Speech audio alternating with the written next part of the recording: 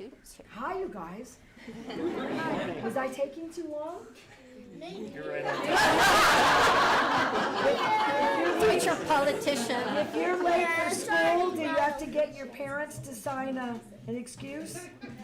No? You can just be late? Well, I'm going to have the pro tem sign my excuse. And also, I'm so sorry I'm so late. Yes, Maya? I am already ready to take a nap. Me too. Me too. Okay. I'm going to push this right here. And you know, it's not very fun, but if somebody wants to get closer, we can try to figure that out. Can you want to, we're going to put these right here. You know what these are? They're so they can hear us. They're microphones, that's right. Maya, how old are you? 4. You are 4? I should get started because we're going to be really late, but this is so wonderful. And you guys all have books? What's your favorite book? Yeah. I don't know. You just like them all? Yeah, me too. You know what my favorite book was when I didn't start reading it until I was in the 7th grade. I think I could have maybe, if we'd had these bills in place, maybe I could have been reading it earlier. It's a fantasy book. Who knows who C.S. Lewis is? Narnia. Do you want to put this? Yeah, and you'll get to those books, and I'm going to guess you're going to really like them. And my favorite one was, this may not even be a Narnia book, I have to think about it, The Lion, the Witch, and the Wardrobe. Okay. That can go one of two ways, I never really know. All right, welcome everyone, thanks for waiting for me. This is one of my, I think one of the state's most important moments. And I'm going to sound a bit negative, and I promise to fix it. You know, I don't know why in education, and I don't know why in America, that we are abandoning the science behind making sure students and educators, if you don't give educators the tools, they can't be effective in the classroom. That's a fact. And we create and study every ounce of it, and then it's adopted by every other country in the world, nearly, and we abandon it here because there's one single truth that we don't talk about enough, but in a way that's far too competitive. Being an educator is an incredible vocation. It is not an easy vocation. And I think that it feels like the debate is always about that. It isn't. We are grateful as a nation, I'm grateful as a governor, we are grateful as policymakers in the state that men and women are dedicated to the education of our children. But when we don't lean in hard for the things that we know that make a difference for our students, then we make our jobs harder and we don't do the work that we ought to be doing for kiddos like Maya.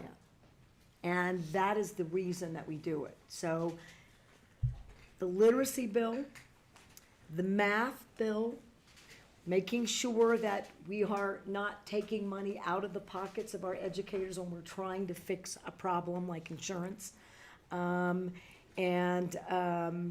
making sure that special education is really getting the attention. You know, we've adopted, because we have to, federal ways of doing things. Sometimes the federal government, particularly now, is wrong about nearly everything. So states then have a larger responsibility to stand up. So I'm going to start with this, after I did that diatribe. I'm more grateful today than ever to the leaders who have never forgotten that we have a responsibility to our children, that we have to change the narrative about what we do in the classroom, and that we can do that by not abandoning the difficulties that educators have every single day to support and love the children and families that they're taking care of every minute, all year long, not just sometimes. And it's been a long journey, and I know I've been impossible to work with, and you should expect more of that. All right, because this is important stuff. 2, New Mexico, I believe, is going to lead the nation in figuring out the right stuff for math. It's an area where we really haven't done enough work as a nation, And your public education department, with your educators, with your policymakers, are gonna figure it out. And, they're not gonna be talking about Mississippi and Pennsylvania and New York, they're gonna be talking about New Mexico. And the increases in literacy are happening faster here. We'll see in the next year or so, it took 10 years, and Mississippi didn't start with COVID. Okay, we started with numbers post-COVID. All right, it's a whole different environment. So everyone give yourselves a minute, but not longer than a minute, to be faster than Mississippi. And lastly, our gains, our state-wide gains, since post-COVID dropped, which were below 30% literacy. It's a stunning problem. We've had a 10% gain. It's never happened in a state like ours. I don't think it happened as fast in the same way in Mississippi. We're gonna gather data to prove that statement, I hope. But this bill, Senate Bill 37, basically prohibits non-evidence-based literacy instruction and fully embraces and leans into structured literacy. And then last, I'm gonna go to our policymakers, and I'll talk about each of the bills. I want to thank, I'm going to thank a legislator, I'm going to thank, and I thank everyone who's here, mostly the students. But Secretary Padilla has been leaning into structured literacy since 2019. And the pro tem has always been on board, and we had to do some convincing, and that's our job. That's what we're supposed to do. But she's been doing that single-handedly as an educator since 2019. And what you don't remember, and ought to be in a story, is that when we got money, we got the 60 million, 30 for the Institute and 30 million for tutoring. Thank you to the legislature, bipartisan, unanimous vote out of Senate Finance. I don't know that that's ever happened on any funding request in the history of the state. We should look. I'm willing to bet that it hasn't. Not at $60 million worth, maybe $100,000 worth, but not that. And they came up here during a press conference. We had trouble getting educators and folks to fully embrace, particularly schools, doing the tutoring over the summer. Now, why? We're exhausted. It's still post-COVID. Families are starting to do their things in the summer. The things that we all know, right? It's not a complaint. It's just life. Life interferes.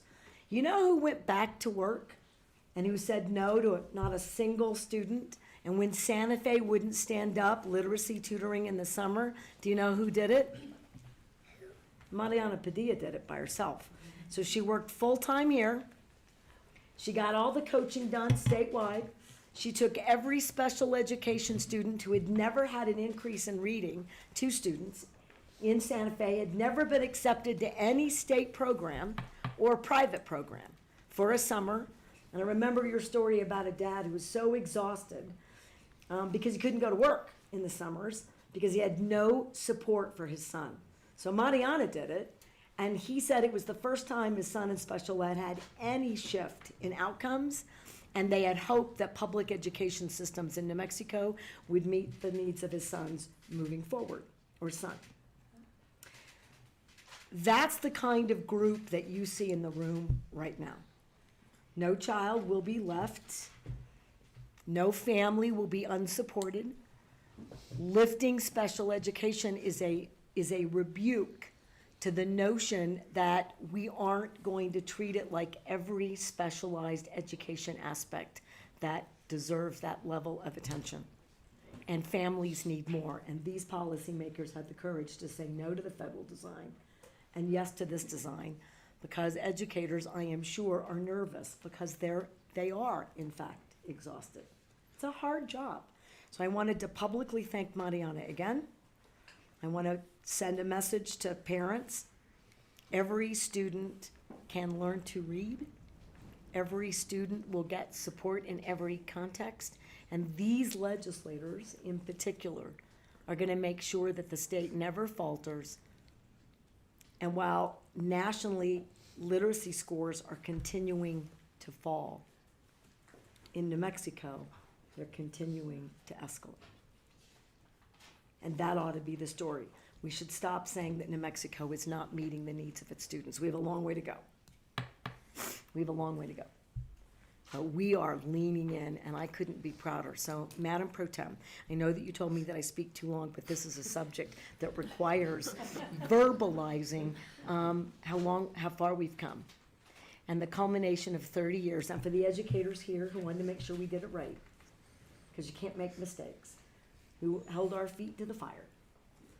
Thank you for engaging in the journey and letting us be a little cranky along the way.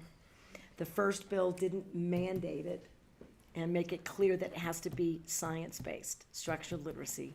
This bill does, and it had nearly unanimous bipartisan support over the finish line. That's staying power. And so with that, I'll introduce the pro tem who needs no introduction on structured literacy and educational outcomes. But this is a really important day for New Mexico, and it's a really important day for these kiddos and their families. And I thank you. Well, Madam Governor, I thank you, because without you, this would not have happened either.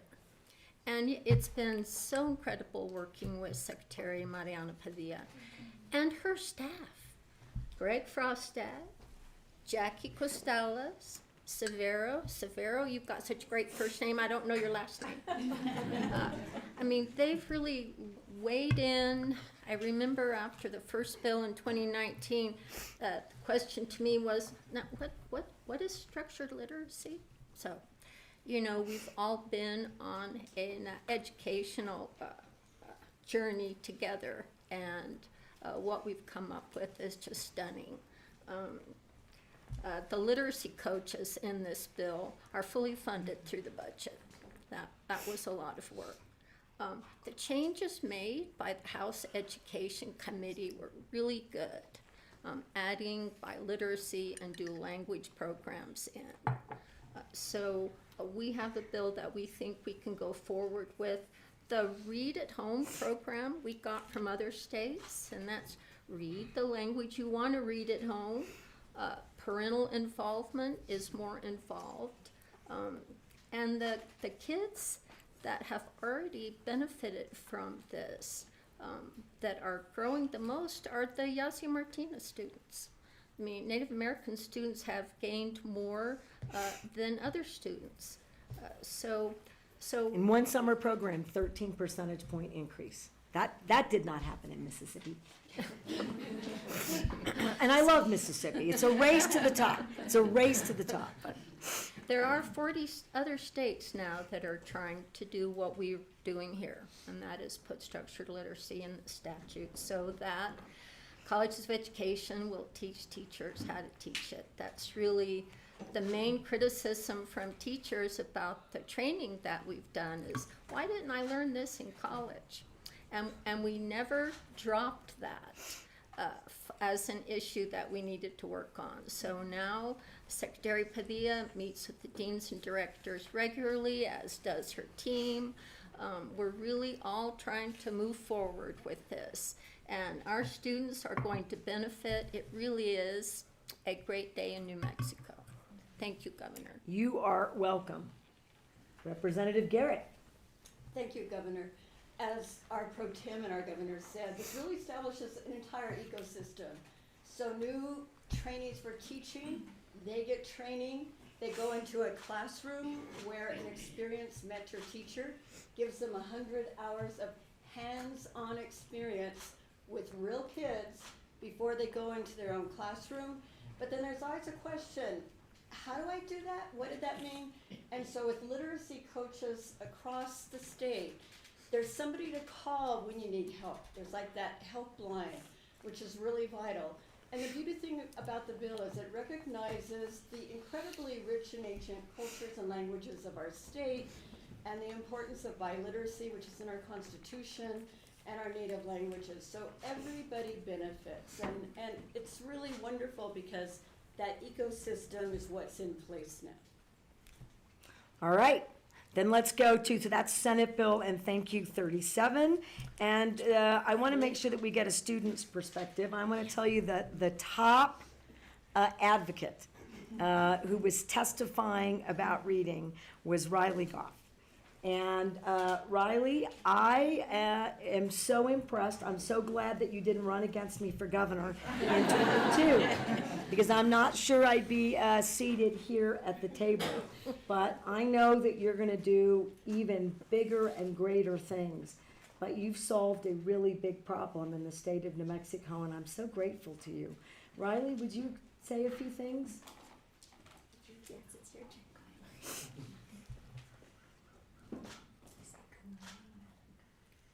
Good morning, Madam Governor and the honored guests. My name is Riley Goff and I'm a third grade student. Thank you for letting me speak with you today. I'm here because of Senate Bill 37. When I was younger, reading was really hard for me. In first grade, I couldn't figure out how letters and sounds worked together. In second grade, I got extra help at school and at home. My teacher taught me how reading works, how letters make sounds, how sounds make words, and how words tell a story. They said this is called the science of reading. Once I learned that, reading finally made sense to me. Because of that help, I caught up. Now I like reading, and I'm proud of myself. Thank you for allowing me to be here today.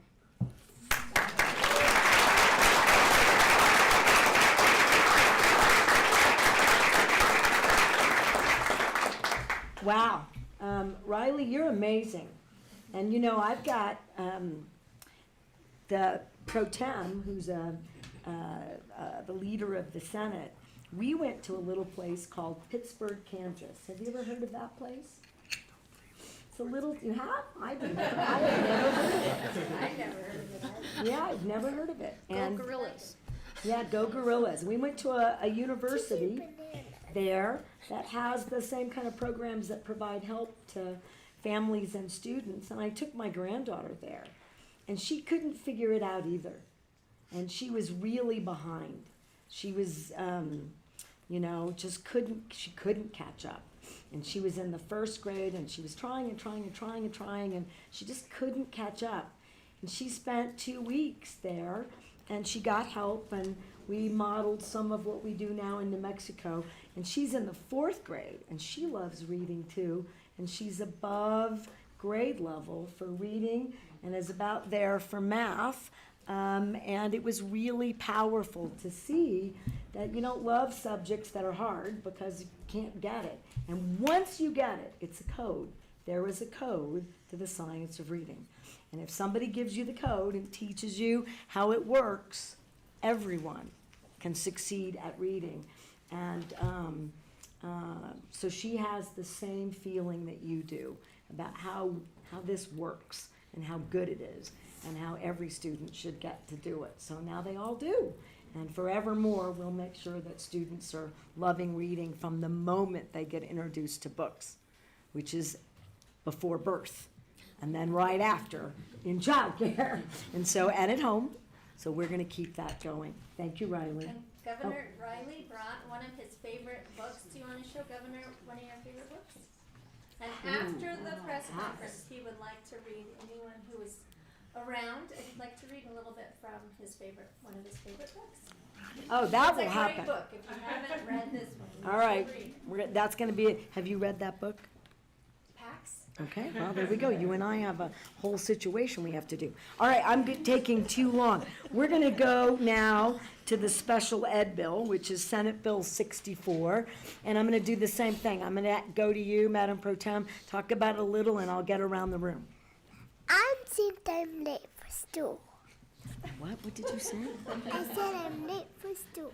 You're late for school? Would you like us to hurry? Because I don't like it My when... sister doesn't get late for school because she's technically in pre-K and there is no late for school in pre-K. That seems like I should have a bill. Do I need a bill that says you can't be late for pre-K? It's different in different states. It's different in different states. Wow, there are a lot of burgeoning, budding politicians in this room. The state is in very good shape. Special education, Madam Pro Tem. So, Madam Governor, thanks to you, we've been experimenting with having an Office of Special Education since your executive order in 2023. And so we've now codified that. And it elevates the status of special education students. I spent my entire adult life teaching special education students, so they're very special to me. And for years, we haven't really had a place for them to go. Yes, the PED, but now we have an Office of Special Education. We have a Deputy Secretary of Special Education, Jill Weiss, right over there. And we have a staff people that are going to train teachers, help parents, and help students, especially with transitions. Transitions from pre-K to elementary, elementary to middle, middle to high, high to work is always difficult for special education students. They are working on that as we speak. They work through our RECs, and they convene special education teachers to help them figure out what kind of training and what other help we need. One of the best things they're going to do is do a statewide IEP. IEP stands for Individualized Education Plan, and we have 89 districts and we have 89 different ways of doing it. It doesn't help when kids move from district to district or school to school, and it's also a lot of paperwork. So they are going to focus on that. We are very excited about this Office of Special Education. So thank you, Madam Governor, for pushing us, because she couldn't get a bill for 3 or 4 years, so she just did it herself. And now we see the brilliance of that, because this has really elevated special education students who are part of the Yazzie Martinez students. So this was a really great bill. Thanks again to my co-sponsor, Representative Garrett, who shepherded it through the House. Representative, do you want to add anything? I want to just add, Yeah. for those gifted parents and families out there, we heard you, you're still at the tippy top of our concern, the 504 plans. But on that electronic statewide individual education plan, I think every teacher in this room has had a student that got tested someplace and the paperwork and the testing got lost. By having this electronic IEP, we don't lose all the work that parents and educators do to support our students with the greatest needs. So it's really going to be an effective system. Yay. Or does anybody else want to speak about special ed? Because we're going to go right next to math. Okay, then we're going to go to our math bill, which is Senate Bill 29. And again, we know the impacts of leaning into a specialized topic or area. It's also a component in our education system where our scores and our shifts haven't quite, it's not meeting the national standards. And we know that if you can't read, you can't do a math problem hand in hand. But we also know girls' brains in grade school develop and learn math and science differently, as do boys. We want to create opportunities that are equal. We've done that in robotics and robotics teams around the state. But this is a chance for us to be leaders nationally about what kind of math instruction really makes a difference, how we implement it, where we implement it, how we get it taught in our universities and colleges. And we'll have a math institute as well. And we're excited about co-locating all of these incredible places that will serve, I hope between the two of them, 1,000 students at least a year between literacy and STEM. And this is a place for parents to really see the impacts of science-based, evidence-based teaching opportunities in the areas that make a difference for every other achievement and score that we are required to test our students on, so we know where they are. Oh, you did a really good. Is that you? Did you write those words? Maya, is your name right there? What does that say? Nothing. That's an M. M-A-N, what, is that an M? You practicing M's? Good job. You're doing a very good job. So I'm gonna start on this side, and I'm gonna, Representative, would you talk a little bit, Saranyana, about the math bill? Yes, thank you, Madam Governor. First, this is Senator Sol's baby. He's been talking about this for the last 10 years. We've been working together. And we've had great support from our teachers union, especially John Dirch, and our Legislative Education Study Committee. We've been studying this for about 3 years, and we have delved in, and they have done great. John and Jessica, thank you so much. This bill is to strengthen teacher requirements and support our kids K through 3rd grade. And as a math teacher, I am so excited that we're finally doing math. This should have always been a priority, and it is now. And thank you for all your support on that. And we're just ready. When we go around in interim committee meetings, we always hear our kids aren't ready. We're a technology state, and our kids aren't ready, but we're going to get them ready. They're going to be ready to take these great jobs that are coming to our state because of this bill, because we are focusing on math and STEM. So thank you. Easy. All right, who else is doing the math bill? Senator Schultz was not able to join us, but yes. All right. please, Rep. Cohen. Yep, Rep, thank you very much, please. Oh, thank you, and I appreciate this bill so much, and we've been really needing to focus on math in this state, and I was so pleased to be able to sign on to this bill. When you see the scores and how they've been over the years, we really need to concentrate on the K through 3rd grade on both literacy and math, so I was so excited to get into this. And especially with what you just said, with all the technology that we have in this state, this will really prepare them and move them into the math. So thank you so much. You are welcome. And on the whole STEM and STEAM issue, I'll tell you what I'm excited about is maybe this is a platform to be able to lean in and reintroduce our priorities for art and music, because those are an incredible opportunity for kiddos for both reading and math.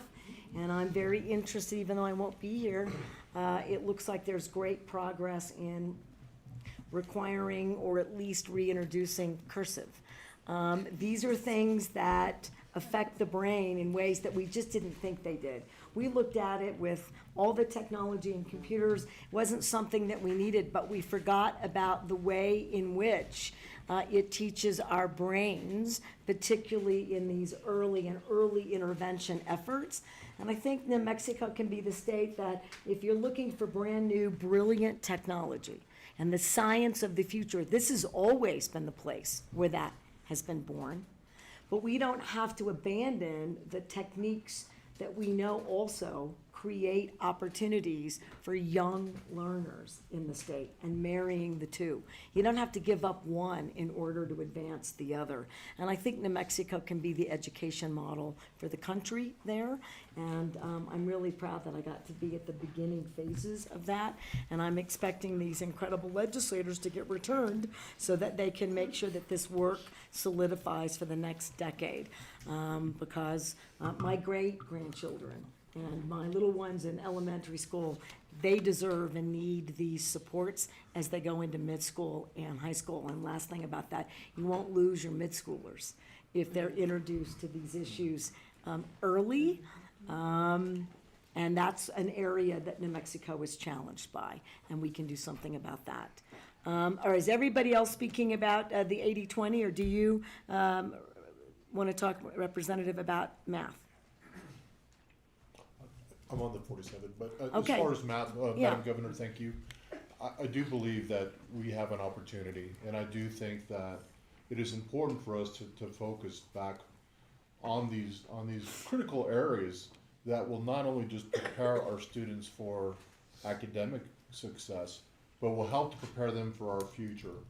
These folks that are standing behind us, these students, represent the best and the brightest and the next generation of leaders. So, Madam Governor, and for my colleagues, I think this is an absolute must that we do to provide this focus and support not just our teachers, but our students and our families. So thank you, Madam Governor. Thank you. I mean, this is like the dream team of educational legislators right here in bipartisan fashion, so I'm thrilled. But I'm gonna go this way now. I'm gonna start with Representative Lotta to talk about our 80-20, which is House Bill 47. I wanna remind folks that in 23, I committed to NEA and AFT, our teachers' unions for the state, that we need to do more in paying a higher percentage of the insurance.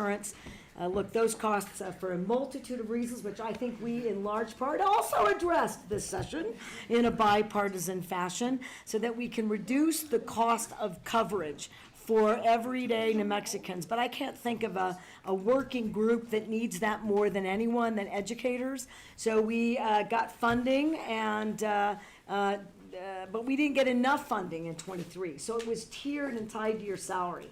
The notion being lower salaries, you pay the most, higher salaries, you pay the least. The problem with that design is it creates an unfairness for educators, and when insurance is going up and escalating because of inflation and other issues, faster than your salaries are, it gets even more dire in the classroom, and then we have no choice. Educators have to take a different job, and we don't want that. So this bill is 80-20 for everyone. It takes away that tiered structure, and I'm really excited about that. That's what I wanted, but I just couldn't get the money over. They did it.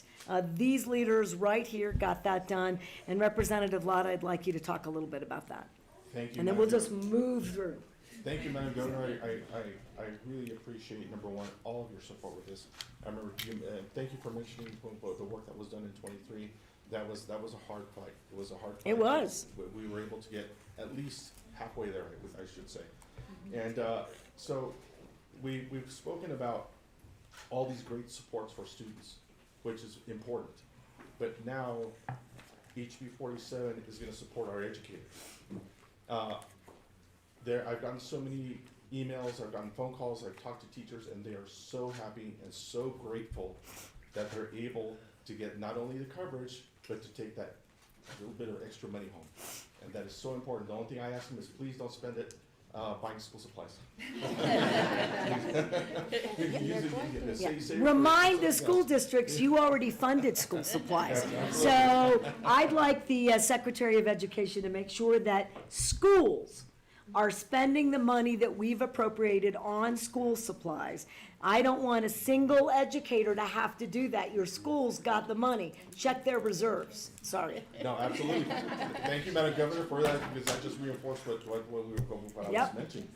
So, once again, there was a lot of work behind this. There was a lot of people that worked behind it, and I want to acknowledge our friends with the teachers unions, AFT, NEA, all the advocates that came forward. The teachers themselves that were asking for this help, and I'd be remiss if I also didn't mention the 1% increase that we were able to give our school teachers and our state employees as well.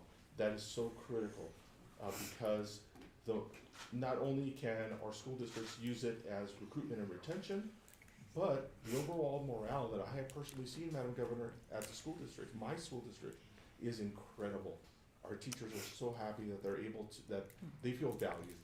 And I want to thank you, Madam Governor, and everybody who worked for that, because if we don't value our educators, then that means that we are not valuing the education in general and what we do for our kids. Because those are the people in the front lines, those are the people in the classrooms, those are the good people that work every day, that give 100%, their heart, their minds, and their soul for their students. And I want to thank you, Madam Governor, and everyone who worked towards getting this done. This is huge, and I want to thank you again. This is huge. Thank you, everybody. Thank you, Madam Governor. I think that this bill and other bills represent government at its best, because these things have gone through the process, have bipartisan support. These bills have been discussed for some time. They were worked through the interim, through our Legislative Education Study Committee. They went through both the Senate Education and the House Education. And by the folks that are gathered around this table, you really do see that as a group of educators, it's not about as far as what party you belong to, but it's about these that are behind us. It's about our families, and it's about doing what's right for our schools and for our teachers and our students. The 80-20 represents not only bringing parity with other programs, but it also creates access. And is for some that were not able to afford this before, where individuals may not have been able to, this was out of reach for many of our families. This represents that opportunity to be able to afford that. It's both the recruitment, it's both retention, as not only do we attract the best and the brightest to New Mexico, but also that we keep those that we currently have to meet the needs of the future. So I thank my colleagues for allowing me, and I thank you, Madam Governor, for this as well. I really want to highlight the leadership of bipartisan in both chambers representation here, by the Senate and the House. I can tell you that's not happening on education anywhere in the country right now. And it needs to. Education is not a partisan issue. We might debate some policies about how you move the needle in terms of, parent involvement, and I think those are fair debates, and I expect that they'll continue at the federal level, and they'll continue here. There's federal legislation right now that we're looking at the rules about how to provide financial support to parents for different choices. We fully leaned into charter schools, which are public schools, but we had to look at those rules. Those debates are critical, and they're fair debates to have across the aisle and in the chambers. What's not fair is to make educators and evidence-based learning a partisan debate, and we didn't do that here. And remember, states are abandoning evidence-based structure, and right now in New Mexico, we have the 7th ranked highest teacher pay in the nation. We did about a 38% increase since I've become governor. I can't do that in a vacuum. I don't get to declare those salaries. I get to say that's what I'd like to have happen, and then they have to do it. And I really want to highlight that. That's the success that's going to make the difference for New Mexico families. And I couldn't be prouder today to do that and happier that you're leaning in the ways that you do. Representative. Madam Governor, I wanted to highlight the health insurance premiums because health insurance is a cost that is rising so fast. It eats into those raises that we try and give our educators. And there have been teachers in my school, and it's happened 5 different times in my 35-year career, where one year to the next, my take-home paycheck is actually smaller. And there is no educator that can stay in a career where their paycheck shrinks year after year after year. So this particular bill to protect that health insurance cost increase from impacting our teachers, to allow them not only to feel valued, but to feel like they can stay in this profession long term, is what's going to allow us as a state here in New Mexico to implement structured literacy, to implement the changes in math education and access, to implement the services for our special education students. We need the teachers, and this bill will help us retain those teachers. So thank you, Madam Governor, for your support. You are very welcome. All right, how about if we sign these darn things? Okay, all right. So, we're gonna start, and we're gonna start with the literacy bill. That's Senate Bill 37. Today is the 9th day of March. And I have, see, I'm doing cursive. Lujan Grisham. Structured literacy is the law of the land and the required instruction for reading. Congratulations, madam. All right, Senate Bill 64. Special Education Office. I talk too much. My sister was the first special education student in Santa Fe. She was educated in a closet where they kept the custodial supplies. And then Salazar Elementary School created a resource room, and it became the model at the time. could use a little boosting up, and now it's gonna get it. You know, again, New Mexico leads, but sometimes then we don't finish the marathon. This is when we have the snack and the cheering. Make sure that we get over the finish line every single time, because she would have benefited, and so would have my parents, from a bill that highlighted that she was just as important and valuable as a student, as every other student, and we need to meet the federal requirements here. So let's get that done. I thank you on behalf of my sister. All right.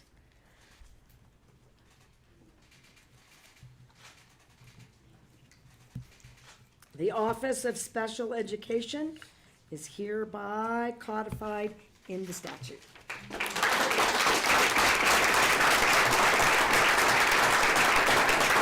Okay, we're gonna do math on this 9th day.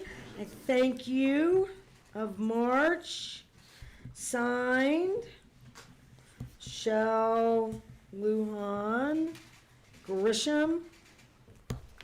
Science of math is well on its way in the state of New Mexico. All right. You know, New Mexico is also one of the cheapest places, and that was the wrong word, affordable places in America for healthcare coverage. That is not to say we shouldn't have done this. We should do that. The more people who are covered, the more people who are adequately covered, the more money that is spent on families and our careers in a way that we're choosing means that the overall healthcare system gets less and less expensive to both operate for the state and for people to access. And so I just want to really focus in there, because I think there's a sense that we haven't done enough in healthcare, and we got a long way to go there, like in education. This legislative body did incredible work in healthcare. So for all these educators, parents, and families, great job. It was a great legislative session, and I'm very grateful. So let's make sure that the state pays 80% of those healthcare coverage costs for our educators on this 9th day of March, signed by Michelle. Do you know what my middle name is? Lujan. Yes. Do you know that most people have no idea? No, I don't. I know, it's weird, isn't it? Because I say it all the time. That's true. It is totally true. And then my last name, do you remember what that is? Grisham. God, you're great. Did you like a job this summer? What's your name? Elena. Elena, thank you for letting me ask you questions. It's scary when someone asks you questions. I hope it wasn't scary. It's not. Okay. All right, 80-20, law of the land.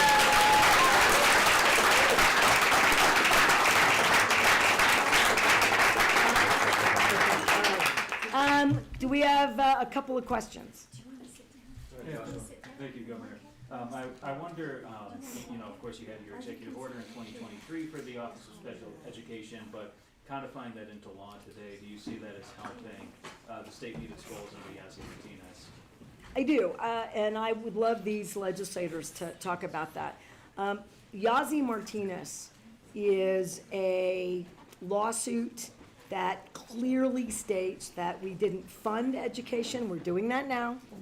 And it also says the state is not meeting the needs of its at-risk students. Well, those are largely special education students on both sides, gifted and otherwise. Because if you don't, they don't get the same educational opportunities that they're required to by law. We're not doing the right investments. Elevating anything and making it a priority makes it a priority and creates the right attention.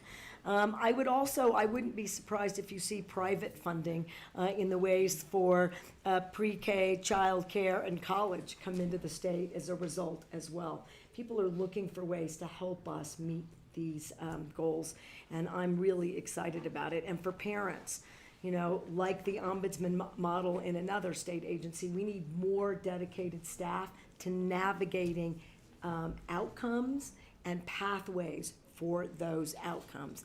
As a grandparent of someone who needs those supports, I know how hard it is, and figuring out who to go to and where, even for the educators. They want to be treated as if this is a priority for what they do, well, by golly, in New Mexico it is. Got it? Anybody else? You said it. All right. That's it?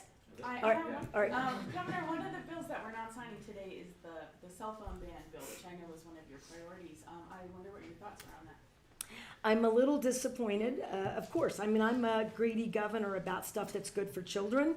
I want it all. I wanted all of it. I want to say that in an area that is new policy, I mean, cell phones are new-ish, I think the legislature in general did a remarkable job having earnest discussions and debates about that. And they were also bipartisan. So sometimes I'm a little tough on the legislators and vice versa about things I want that they don't agree with and things that I want that don't get over the finish line. I think you should expect these things. One, I think you should expect the public education department to lean in really heavily with school boards and school districts. Many of them are doing it now. It's showing great results. We would like everyone in the state to not just have a policy about it, but to implement a cell phone ban. Kids cannot be distracted in schools, and we can meet the safety requirements that parents deserve and need, and students deserve and need as well. And then as we push that, I would encourage the next governor and the legislature codify it. It just makes it so much simpler. And then if there's a liability issue, which I don't think there is, but then it's really clear about the state's role in that effort and not just school boards. You know, it's a shared investment in the right policy. So I would encourage you to get that one over the finish line. I have a feeling it will. So disappointed, but really encouraged by the level of work and the debate around cell phone bans. I really was. It was great. You're welcome. All right, let's go back to school.